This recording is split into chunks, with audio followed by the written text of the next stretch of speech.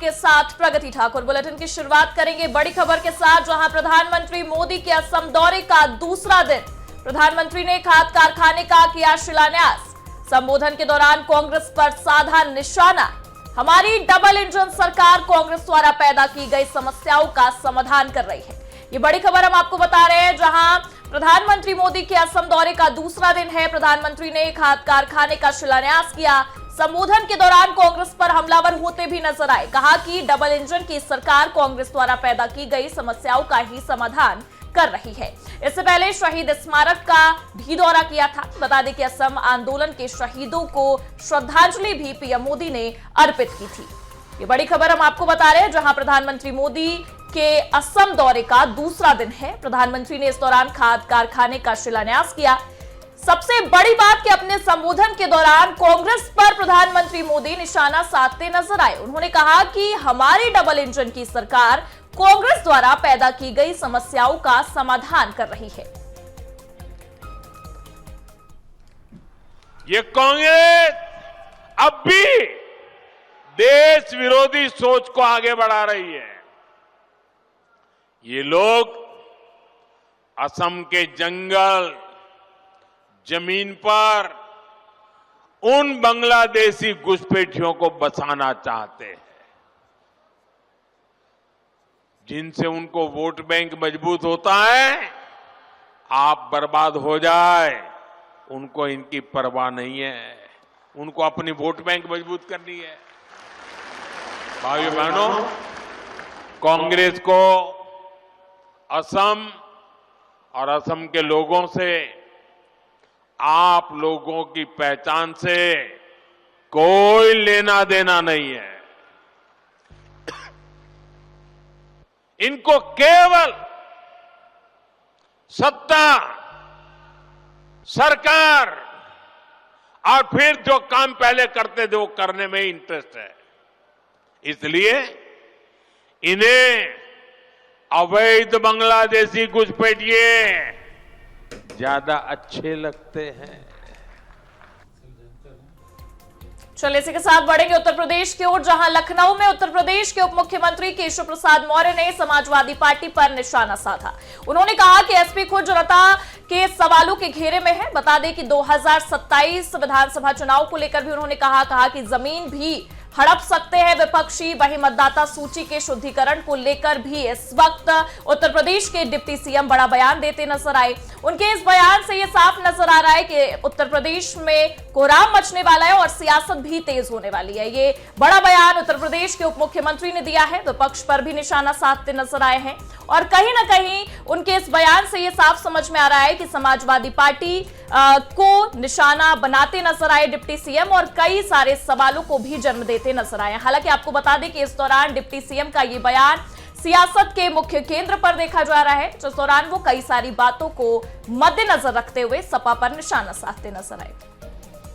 Samajwadi party स्वयं जनता की नजर में सवाल के घेरे में है और 2027 में सैफई जाने की तैयारी कर रही है। बौखलाई हुई है, घबराई हुई है। बिहार की तरह हार की संभावना एकदम मान करके बैठे हैं। मुंगेरी लाल के हसीन सपने चकनाचूर हो गए श्री अखिलेश यादव जी के, इसलिए उनकी बौखलाहट है, घबराहट है। वो उनके पास कार्यकर्ता होते तो बूथ पर एसआईआर के अभियान में लगते। उनके पास तो गुंडे अपराधी माफिया हैं और ये गुंडे अपराधी माफिया लोगों की जान ले सकते हैं, जमीन कब्जा कर सकते हैं, भ्रष्टाचार कर सकते हैं, लोगों को सता सकते हैं। मतदाता सूची की शुद्धिकरण के लिए काम नहीं कर सकते। और इसी के साथ चलिए रुक करेंगे अगली खबर का, जहां लघु और सीमांत किसानों को सीएम योगी का बड़ा तोहफा। एलडीबी से मिलने वाले लोन की घटाई गई दर। सीएम योगी ने यह बड़ा ऐलान किया, अब 6% पर मिलेगा लोन। बड़ी खबर आपको बता रहे हैं, जहां लघु और सीमांत किसानों को सीएम योगी का बड़ा तोहफा। सीएम योगी ने किया ऐलान, अब 6% पर मिलेगा लोन। 11% से घटाकर 6% की गई है ब्याज दर। युवा सहकारी सम्मेलन और उत्तर प्रदेश के कोऑपरेटिव एक्सपो 2025 का उद्घाटन कार्यक्रम। बता दें कि इंदिरा गांधी प्रतिष्ठान में आयोजित कार्यक्रम से सीएम योगी ने यह ऐलान किया है और साफ कह दिया कि 6% पर मिलेगा लोन। ये बड़ी खबर, ये बड़ी जानकारी हम आपको दे रहे हैं, जहां लघु और सीमांत किसानों को सीएम योगी का बड़ा तोहफा मिलता नजर आ रहा है। एलडीबी से मिलने वाले लोन की दर घटाई गई। सीएम योगी ने बड़ा ऐलान कर दिया है और कह दिया कि 6% पर अब लोन मिलेगा। 11% से घटाकर 6% की गई है ब्याज दर। युवा सहकारी सम्मेलन और उत्तर प्रदेश कोऑपरेटिव एक्सपो 2025 का उद्घाटन कार्यक्रम था। ग्राम विकास बैंक एलडीबी का जो रेट ऑफ इंटरेस्ट है लगभग 11.5% है। किसान उससे लोन लेता है लेकिन उसके बहुत ब्याज देना होता है। अब हम लोग इसको कम करने की दिशा में आगे बढ़ रहे हैं और इसके लिए मैं चाहूंगा कि यह लोन अब किसान को 6% पर मिले। इसमें राज्य सरकार इसमें योगदान देगी और 6% में केवल किसान को, लघु और सीमांत किसान को हम इस सुविधा का लाभ देंगे। वहीं एसआईआर को लेकर लखनऊ में भाजपा की अहम बैठक हुई। बैठक में मुख्यमंत्री योगी आदित्यनाथ, प्रदेश अध्यक्ष पंकज चौधरी, दोनों डिप्टी सीएम समेत पार्टी के सभी वरिष्ठ नेता भी शामिल रहे। बता दें कि इस बैठक में विधायक, सांसदों के साथ साथ सभी बीएलए को भी बुलाया गया। बैठक में एसआईआर के काम को समय पर पूरा करने, कटने वाले नामों के सत्यापन और ये सुनिश्चित करने पर चर्चा हुई है कि कोई भी मतदाता ना छूटने पाए।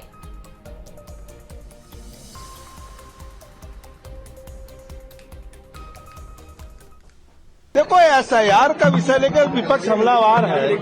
पहले वो चर्चा मांगा, हमने चुनाव सुधार के आधार पर चर्चा भी करा दिया।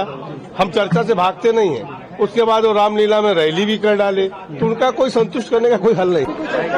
देखो, भारतीय जनता पार्टी 27-29 नहीं देखती है। भारतीय जनता पार्टी के कार्यकर्ता सदैव तैयार रहते हैं। संगठन की बैठक है, संगठनात्मक बैठक है और इस संगठनात्मक बैठक के परिणाम बहुत दूरगामी होंगे और संगठन बूथ स्तर तक मजबूत हो और हर कार्य सिद्ध हो, इसका लक्ष्य लेकर के आगे बढ़ेंगे। चलिए बढ़ेंगे अगली खबर की ओर, जहां कांग्रेस सांसद जयराम रमेश का वीबी रामजी बिल पर बड़ा बयान सामने आया। उन्होंने कहा, मनरेगा का नाम बदलने को लेकर सरकार पर निशाना साधते भी नजर आए हैं। मनरेगा का मौलिक चरित्र बदला गया। ये बड़ी खबर, ये बड़ी जानकारी हम आपको दे रहे हैं, जहां कांग्रेस सांसद जयराम रमेश का वीबी रामजी बिल पर बयान सामने आया। मनरेगा को लेकर सरकार पर उन्होंने निशाना साधते हुए कहा कि मनरेगा का मौलिक चरित्र बदला गया है। अब केंद्र सरकार तय करेगी किसे कहां और क्या रोजगार दिया जाए। भाजपा को महात्मा गांधी से नफरत है, ये बड़ी खबर बता रहे हैं आपको, जहां जयराम रमेश ये कहते नजर आए कि भाजपा को महात्मा गांधी से नफरत। भाजपा को कांग्रेस सरकार में बनाए गए कानूनों से नफरत। सरकार के इस कदम से राज्य सरकारों की वित्तीय स्थिति और बिगड़ेगी। सोनिया गांधी का बयान सही, संसद में बुलडोजर चलाया गया। ये बड़ी खबर, ये बड़ी जानकारी हम आपको दे रहे हैं, जहां कांग्रेस के सांसद जयराम रमेश का ये बयान सामने आया। इस दौरान वो ये कहते नजर आए कि भाजपा को महात्मा गांधी से नफरत है। साथ ही साथ उन्होंने ये भी कहा कि कांग्रेस सरकार में बनाए गए कानूनों से भारतीय जनता पार्टी को नफरत है। अब तो कहां रोजगार, कब रोजगार, किसको रोजगार, ये सब केंद्र सरकार तय करेगी। तो सिर्फ ये नाम नहीं बदला गया है, ये काम भी बदला गया है, मूल सिद्धांत बदले गए हैं। तो इसीलिए हम इसका विरोध कर रहे हैं। संघ प्रमुख मोहन भागवत रविवार को कोलकाता दौरे पर है। एक कार्यक्रम में बोलते हुए उन्होंने कहा कि विश्व में भारतवर्ष की जय जयकार हो, भारतवर्ष विश्व गुरु बने, भारतवर्ष के समाज में वो शक्ति पैदा हो और उसके कृतित्व से भारत ऐसा बने, क्योंकि भारत केवल भूगोल नहीं बल्कि भारत एक स्वभाव का, एक परंपरा का नाम है। वो परंपरा और स्वभाव कायम रखते हुए भारत विश्व गुरु फिर से बने। इसके लिए भारतीय समाज को तैयार करने का काम संघ का है। वहीं उन्होंने ये भी कहा कि संघ किसी राजनीतिक उद्देश्य से नहीं निकला। ये संघ हिंदू समाज के संगठन, उन्नति, संरक्षण के लिए चला है।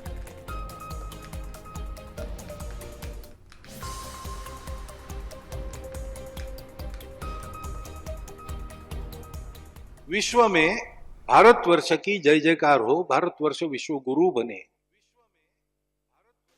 तो भारतवर्ष के समाज में वो शक्ति पैदा हो और उसके कर्तृत्व से भारत ऐसा बने और विश्व गुरु बने, तो बनने वाला भारत ही रहे। क्योंकि भारत केवल भूगोल नहीं है, भारत एक स्वभाव का नाम है, भारत एक परंपरा का नाम है। तो वो परंपरा, वो स्वभाव कायम रखते हुए भारत विश्व का गुरु फिर से बने, इसके लिए भारतवर्ष के समाज को तैयार करने का काम संघ है। संघ किसी राजनीतिक उद्देश्य से नहीं निकला। संघ किसी की स्पर्धा में नहीं चला है। संघ किसी परिस्थिति के प्रतिक्रिया में नहीं शुरू हुआ और न ही संघ किसी के विरोध को मन में लेकर खड़ा हुआ। ये संघ हिंदू समाज के संगठन, उन्नति और संरक्षण के लिए चला है। चलिए इसी के साथ बढ़ेंगे अगली खबर की ओर, जहां आरजेडी सांसद मनोज झा का बांग्लादेश के हालात पर अहम बयान सामने आया है। उन्होंने बांग्लादेश में चल रहे घटनाक्रम को बेहद चिंताजनक बताते हुए कहा कि दक्षिण एशिया के इस पूरे क्षेत्र पर गहरी नजर रखने की जरूरत है। मनोज झा ने कहा कि बांग्लादेश इस वक्त गंभीर अराजकता के दौर से गुजर रहा है, जो न सिर्फ उस देश के लिए बल्कि भारत के लिए भी चिंता का विषय बनता नजर आता है। उन्होंने केंद्र सरकार से आग्रह तक किया है कि वो फौरन सक्रिय और ठोस कूटनीतिक पहल करे ताकि क्षेत्रीय स्थिरता बनाए रखी जा सके और किसी भी तरह के नकारात्मक प्रभाव को समय रहते रोका जा सके। मेरा मानना है कि बांग्लादेश का घटनाक्रम चिंता का विषय। जब तख्त पलट हुआ वहां, तब भी हमने ये कहा था कि हमारी नजर वहां की डेवलपमेंट की होनी चाहिए। Almost we were taken aback जिस तरह से चीजें हुई।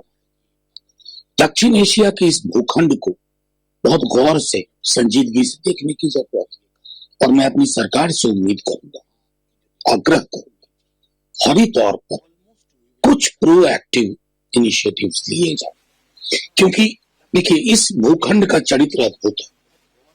इसका परिणाम क्या होता है, इस तरह की चीजें मैं समझता हूं बांग्लादेश तो अराजकता के ढेर पे बैठा हुआ है और ये हमारे लिए भी चिंता का विषय है, मेरा मानना है। बढ़ेंगे अगली खबर की ओर, जहां बांग्लादेश की उन्हें सरकार का पुतला फूका गया है। बता दें कि नाथ नगरी सुरक्षा समूह ने ये पुतला फूका है। बांग्लादेश में हिंदू युवक दुर्गादास की हत्या के विरोध में जमकर इस वक्त पूरे देश में प्रदर्शन देखने को मिल रहा है। बता दें कि सभी ने सरकार को इस मामले को अंतर्राष्ट्रीय स्तर पर रखने की मांग तक की है। कोतवाली थाना क्षेत्र के हनुमान मंदिर के सामने नाथनगरी कार्यकर्ताओं ने बांग्लादेशी सरकार का पुतला जलाया है। ये बड़ी खबर हम आपको बता रहे हैं, जहां बरेली में बांग्लादेश की उन्हें सरकार का पुतला फूका गया। नाथनगरी सुरक्षा समूह ने यह पुतला फूका है। बांग्लादेश में हिंदू युवक दुर्गादास की हत्या के विरोध में जमकर प्रदर्शन हो रहा है। पूरे देश में यह प्रदर्शन जारी है। उस दौरान बरेली से यह खबर निकलकर सामने आई, जहां बांग्लादेश की यूनिट सरकार का पुतला फूका गया। बता दें कि सभी ने सरकार से इस मामले को अंतर्राष्ट्रीय स्तर पर रखने तक की मांग की है। कोतवाली थाना क्षेत्र के हनुमान मंदिर के सामने नाथ नगरी कार्यकर्ताओं ने बांग्लादेशी सरकार का पुतला जलाया है। दक्षिण एशिया आप देख रहे हैं कल किस प्रकार वहां के पश्चिम बांग्लादेश के एक अल्पसंख्यक हिंदू समाज के व्यक्ति को जो मजदूरी करता था 25 वर्षीय दुर्गादास, उसकी किस प्रकार वहां के बहुसंख्यक समाज ने उसकी निर्मम हत्या की और उसका दोष कुछ भी नहीं था। उस पर एक निंदा को उसका प्रस्ताव लाया गया था, उसके खिलाफ उसको मारा गया और उसके बाद और किया गया, उसको नग्न करके उल्टा पेड़ पर लटकाया गया और उसको जलाया गया। इसका इतना बड़ा कुकृत्य शायद ही कोई घिनौना व्यक्ति कर सकता हो। और इसी के साथ फिलहाल के लिए वक्त हो चला एक छोटे से ब्रेक का, फिर हाजिर होते हैं तमाम बड़ी खबरों के साथ।